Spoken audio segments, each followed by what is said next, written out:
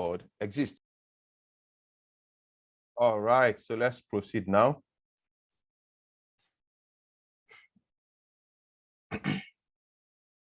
All right, so I am gleaning some of the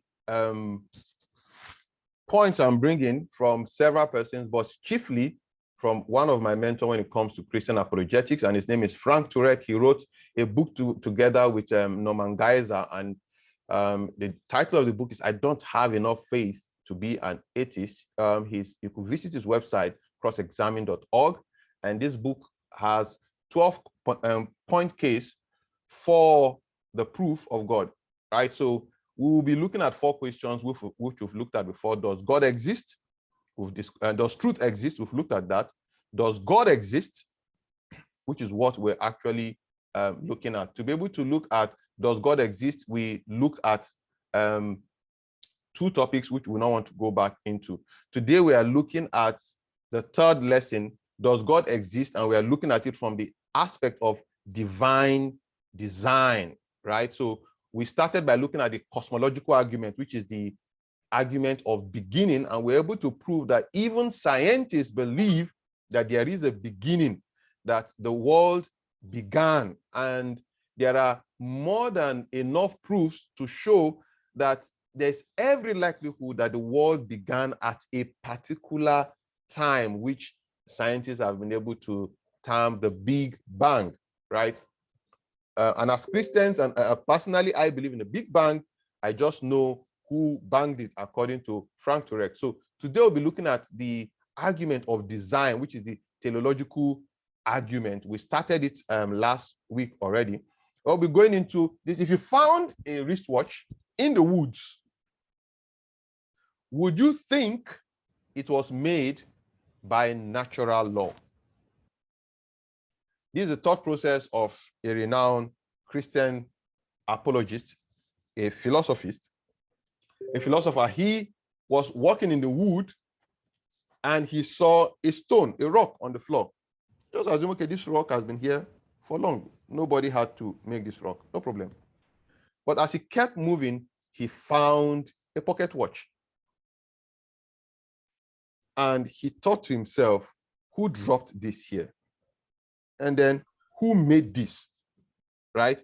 Because it was obvious that the pocket clock will not have made itself. If you open up a clock like this Rolex one you're seeing on the screen, it has very, very small parts, very, very intricate small parts. But those parts, when you alter one of them just by a fraction, the clock will either not work or it won't work as it should, right? It might be 2 seconds late or 2 seconds faster or something. It won't work as it should. So if you found a watch in the woods, would you think it was made by, would you assume that it over time, some metals came together, some shred of glass came together, or silicon came together, found its way to turn to glass, and they came together, and all of a sudden, something as delicate and complex and intricate as a wristwatch came out of all of those? Is that what you would think, right? The answer is basically no. We'll be looking at 2 fundamental origin questions. Number 1, what caused the universe? And number 2, what brought about life, right? So a very renowned physicist, of course, we've quoted him a couple of times. He's late now. His name is Stephen Hawking. He said, if the expansion rate of the universe was different by 1 part in 1,000 million a second after the Big Bang, the universe would have collapsed back on itself or never developed galaxies.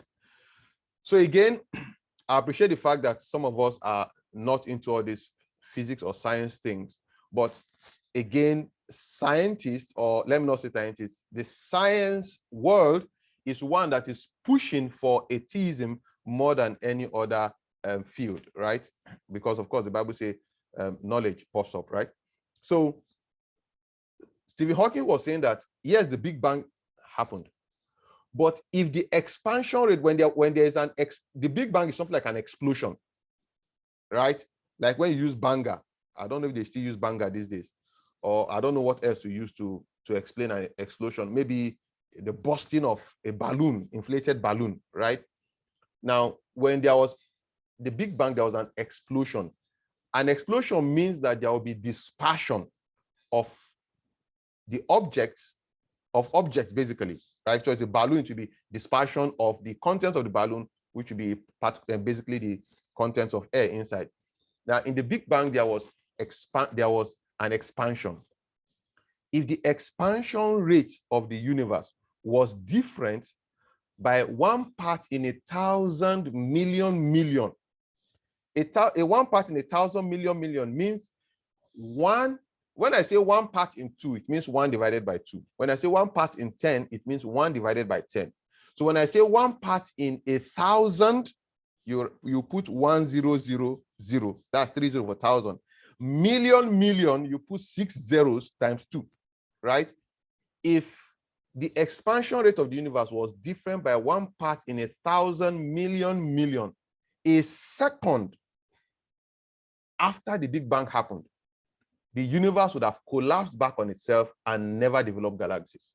Again, if you remember the last discussion we had fortnight, we said that it has been proven scientifically that matter, space, and time must have occurred exactly at the same time, because you can't have matter without space. By the way, the definition of matter includes space. So you can't have matter without space. It's difficult for you to define space without talking about matter. And you also have time. And we pointed out that Genesis chapter 1, verse 1 spoke about, in the beginning, which is time, God created the heavens, which is space, and the earth, which is matter. And here we have a renowned scientist saying that all of these things that happened at creation, if it was altered by very minute variation, the world, and not just the world, the universe as we know it today, will not exist. Can we say this is chance? Can we say it happened by chance? Or is it easier for you to say that there was an intelligent mind behind the Big Bang, an intelligent mind that might have pre-calculated all of the constants that need to be in place for the universe to occur and exist if there were a Big Bang? Which is easier for you to believe? For me, it's easier to believe that it is an intelligent mind. Of course, there are arguments to support that it could be by chance. But then, none of us, neither me, nor the person arguing that it could be by chance, was there. None of us was there at the Big Bang. So it will take faith for us to believe what we believe. I think it takes less faith to believe that there is an intelligent mind behind all of this than to assume that it happened all on its own. Just as it would take me less faith to believe that this Rolex wristwatch was created by an intelligent mind than it would take me to assume or believe that all the components of this wristwatch came together by probability over billions of years, and voila, a wristwatch came to be. There is extreme precision right now that governs why there is life in the universe. If the gravitational force were altered more than 1 part in 10 raised to the power of 40, the sun will not exist. and the moon will crush into the earth or shear off into space. So we have what we call the gravitational force. And there is an array of range into which the gravitational force could fall into. So for those who are not science inclined, when you jump up, you come down because of gravity. If you throw a stone up, it comes down because of gravity. So that's the gravity we're talking about, right? So if the gravitational force were altered more than 1 part in 10 raised to power 40, again, this means 1 divided by 10 raised to power 40. 10 raised to power 2 is 100. 10 raised to power 3 is 1,000. So if you can tell me what 10 raised to power 40 is, I don't know what it is in, but if the gravitational force were altered by that fraction, the sun will not exist. And the moon will crash into the earth, or it will veer off into space. Right? So it is as if somebody calculated what that gravity should be. It is so refined and specific. It was calculated somehow. Refined. Let's look at this. Our solar system. This is the sun right here. This is the earth. This is where we are. Right? And scientists have calculations and projections to let us know that the earth is the center of our solar system. And all of these planets, M vengeance on P, if I still remember, Mercury, Venus, Earth, and blah, blah, blah, goes around the earth. See how small the earth is there. Precision. Precision. The dark dune plumes on Jupiter, again, that's Jupiter here, right? Those dark spots we're seeing on Jupiter are caused by comet fragment strikes. And those comets that strike Jupiter are actually bigger than the Earth. So if you watch science fiction, you will see asteroids, you see comets and all of those things. Some of them are actually bigger than the Earth. Scientists believe that dinosaurs went into extinction when an asteroid collided with Earth, and there was large fire, dust, and everything covered the atmosphere. Vegetation died, life died, and blah, blah, blah. Why is Jupiter strategically located where it is?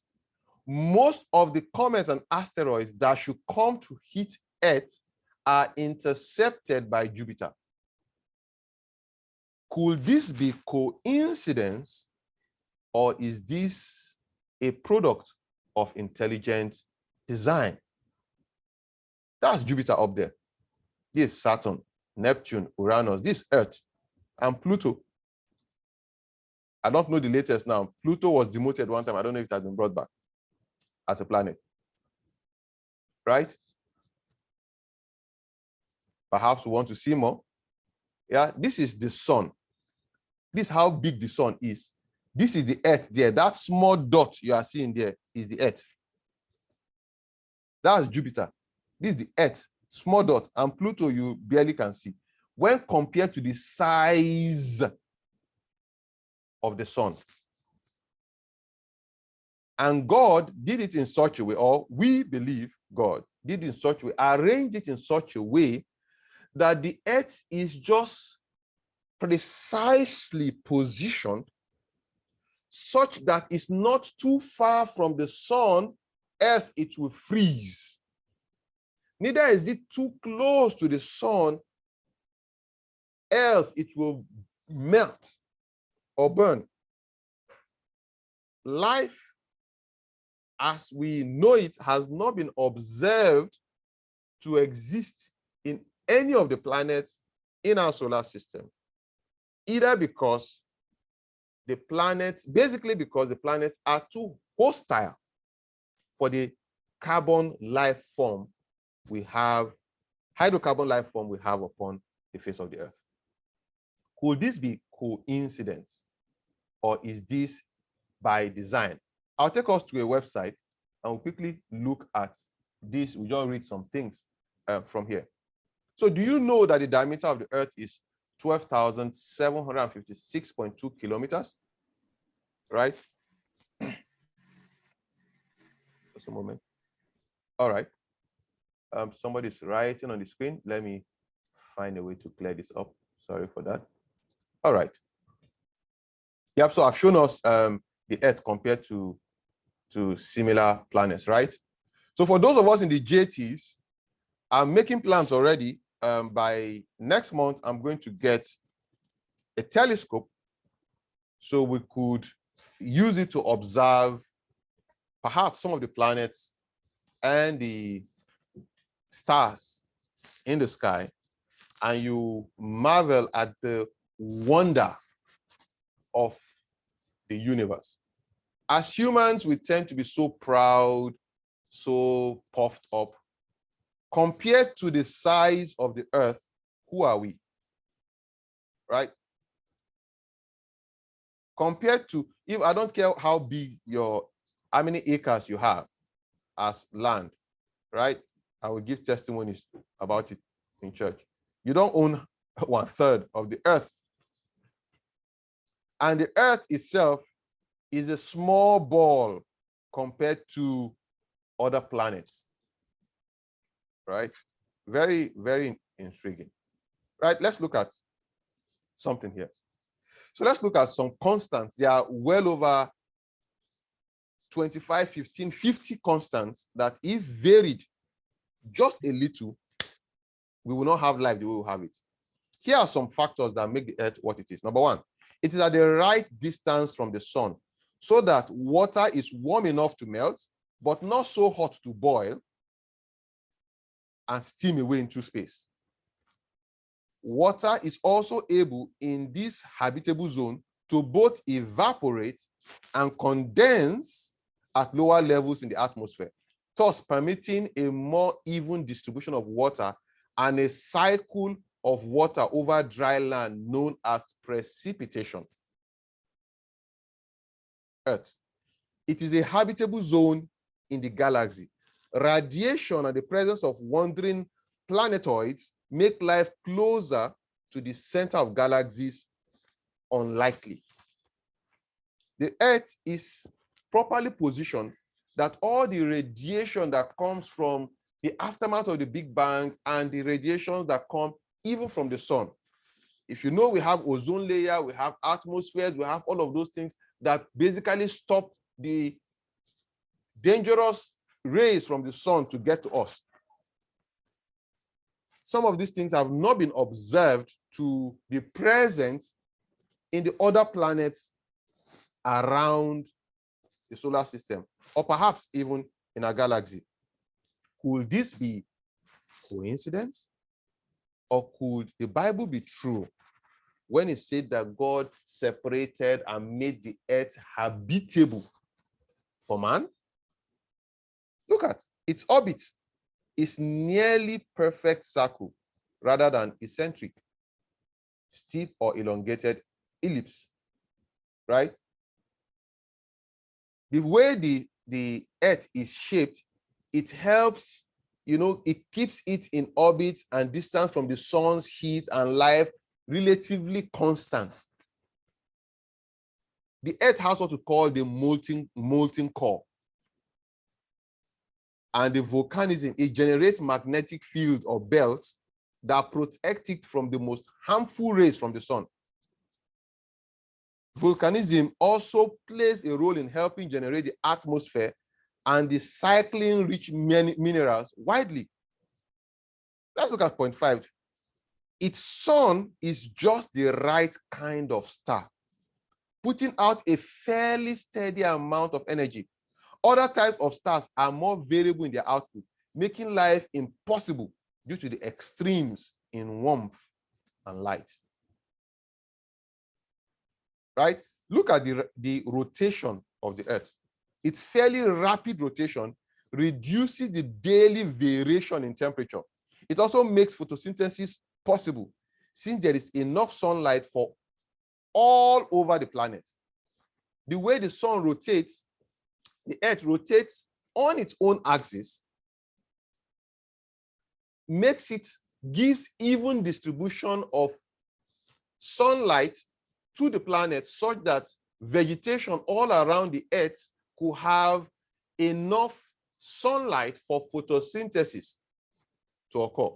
And of course, you know, if you take out vegetation from the earth, boom, man is gone.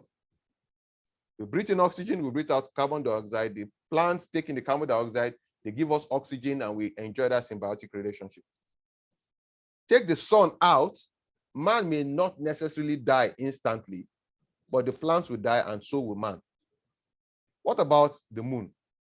The moon causes tides that are just large enough to permit tidal zones, a great breeding ground for diverse forms of life, but not so severe as to destroy the life. And of course, we have two nearby giants, gas giants, Jupiter and Saturn. They attract and catch many wandering asteroids and comets, often keeping them from hitting the Earth. The question here is this a coincidence? Right? So there's what they call the anthropic principle. And this one goes beyond just our solar system. It looks at the universe as a whole. The average distance between stars in our galaxy is 30 trillion miles. The average distance between stars, I'm talking about sun and maybe some other suns, right? It's like 30 trillion miles. That distance is needed for Earth to exist in its present life-supporting position. So we're not just talking about our own solar system and the 6 or 7 planets. We're talking about the whole universe. It's as if it is designed in such a way to put the Earth in a place where life can be supported. Is this a function of coincidence, probability? Right? There are 3 possibilities for all of this fine-tuning I just mentioned.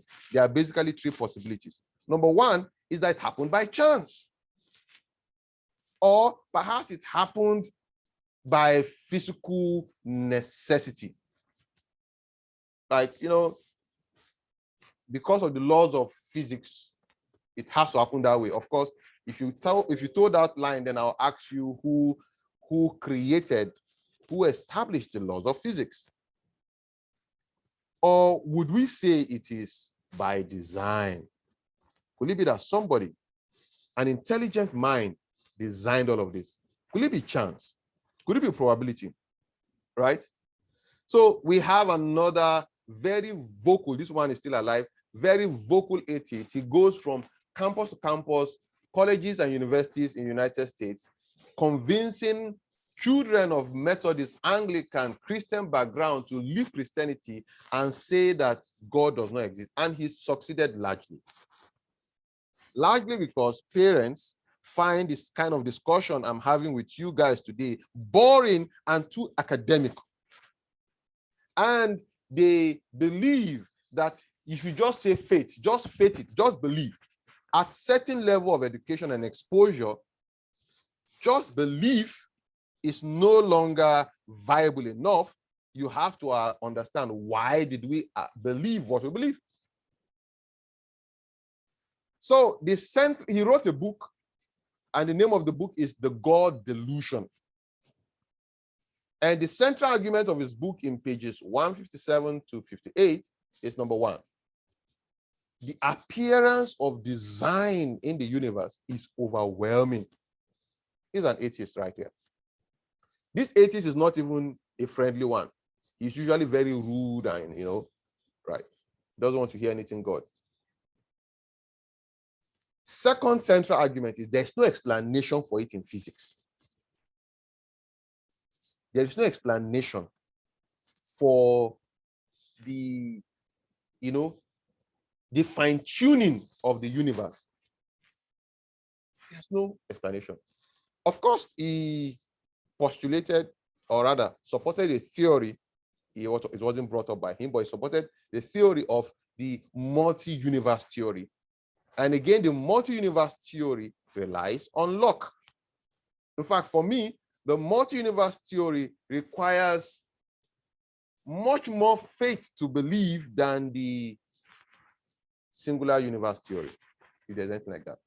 Then, of course, he asks the question, if we say there is an intelligent design behind everything, then who created the intelligence?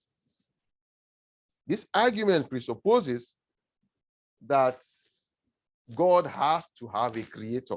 But if we toe that line, then we will never stop the argument.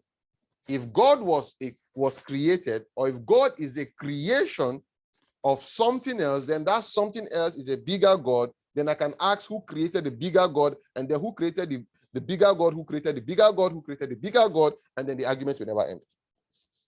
Right? But those are the central arguments of his book, The God Delusion. Right? So there are two fundamental questions. What caused the universe and what caused life? Right? We will stop here because I don't want us to start going into the origin of life. Maybe we'll discuss that at a later. Okay, let's delve into it. We still have some 15 minutes. Let's delve into it briefly. Let's look at the origin of life. This is a cell, right? And there's one important observation looking at this under a microscope. It doesn't say made by God stamped on it, like we see made in China.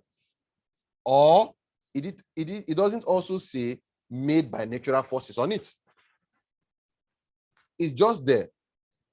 We can observe, we can do some things, and then we can arrive at certain conclusions. But the conclusions we would arrive at will be based on experience. Let me give you an example. When you are walking on the street and you find a bottle of a beverage, let's say Coca-Cola, you don't go about and say, wow, this Coca-Cola bottle just existed. No, you assume that it was created by somebody. Why? Your experience tells you that bottle is a creation of design. But let's say you've not experienced Coca-Cola bottle before. You've not experienced it before. When you find Coca-Cola bottle, you could assume it is a naturally existing object like soil, like clay. So there are certain things that some certain conclusions we arrive at because of our experience, right? So there are basically, science is a search for causes. We know that already. There are basically two types of causes, which is one is the non-intelligent, which is natural, and then there is the intelligent. I believe we all know that there are some non-intelligent causes, right? Erosion can create something that looks like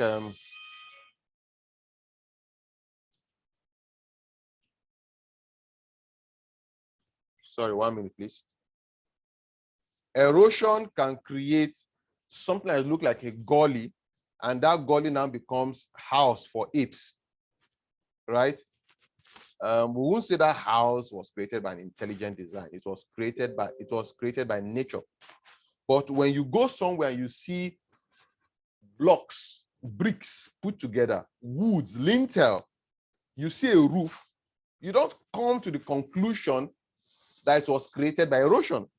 From experience, you know that this is an intelligent design.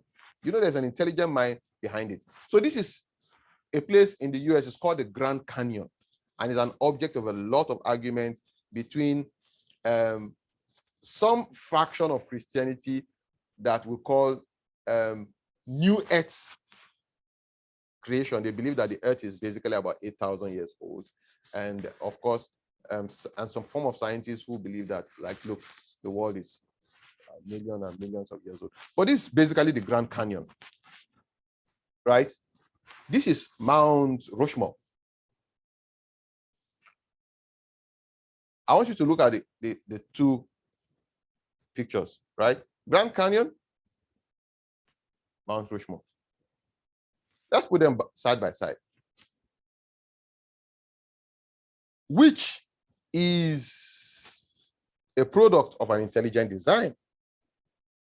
It's very easy to see that Mount Rushmore is a product of intelligent design, because it is very, very, the probability that nature can carve out the faces of Abraham Lincoln and several other human faces upon a rock is very, very, very, very slim.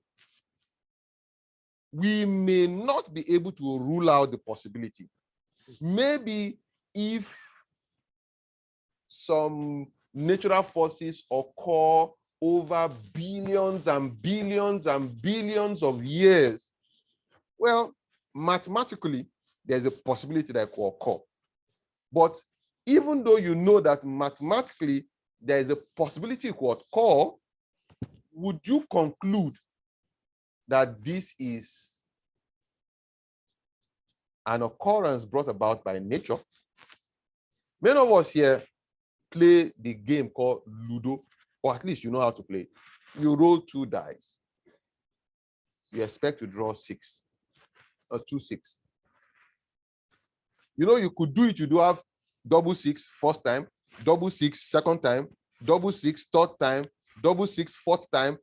By the time you are getting double 6 like 10 times, wouldn't you want to start thinking that there's something wrong with that dice? Because you know it is highly, improbable. It doesn't mean it's not possible, but the possibility mathematically is very slim.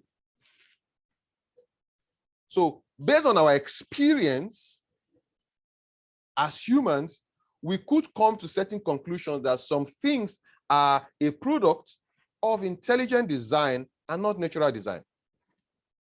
Here is a statue. Would we say this is a product of chance? We could see the carvings. Would you say this is a product of chance? No. We would not say it's a product of chance.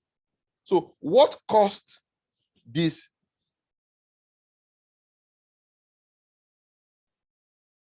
The statue by the right? If we look at it, this is a product of past intelligent designer. We believe that this was produced by some people in the past. And because we can see that humans were intelligent enough to carve out statues, in rocks and hillsides in the past, we can conclude today when we see statues or images, carvings, we would conclude that it is also a product of an intelligent designer. So it's called the principle of uniformity, right? So what caused an unseen past event in the past might be responsible for causing the same thing in the future, right? So when we see this, the first simple life, if we conclude that the first simple life was brought about by an intelligent designer, we can conclude that any simple life we see today is also a product of an intelligent designer, right? So let's look at this book. This is a book from an intelligent being, a mom. She wrote this particular book, right? You know that this book was written by a mom, right? When you look at our DNA, which is actually made up of 4 genetic alphabets, so to say, when we compare that, okay, so an intelligent designer wrote this book, put these things together. This game is a game. You can use the game. It has alphabets in them. You can put the alphabets together and use to form words and teach your children how to read. If this was done by an intelligent designer, from our past, from our experience, we can conclude that DNA made out of basically 4 alphabets or thereabout, put together several times is also a product of an intelligent design. What is the source of the genetic code, right? And of course, this is Bill Gates of Microsoft many years ago when he was much, much younger. He said DNA is like a computer program, but far, far more advanced than any software ever created. If Microsoft creates programs, creates PCs, and some of people have to go to colleges, have doctorate degrees to be able to understand basically just some strings of codes. A DNA has more code in it than the biggest computer can handle. Can we conclude that that also is by chance? That DNA just happened by chance? That chemicals just happened by chance? And somewhere along the line, they came up, they formed life, it began to reproduce, and from there, it leapt out, and things started happening, and all of a sudden, it wasn't just existing, it started having consciousness. It wasn't just existing as an animal, it started having consciousness. For me, I think it takes much more faith to believe that a piece of sand will leap and become living than it is to believe that an intelligent mind created a living thing out of sand. Which is easier to believe? That out of chance, mere coincidence, life started existing from chemicals, or that an intelligent design put life together? Which is easier to believe?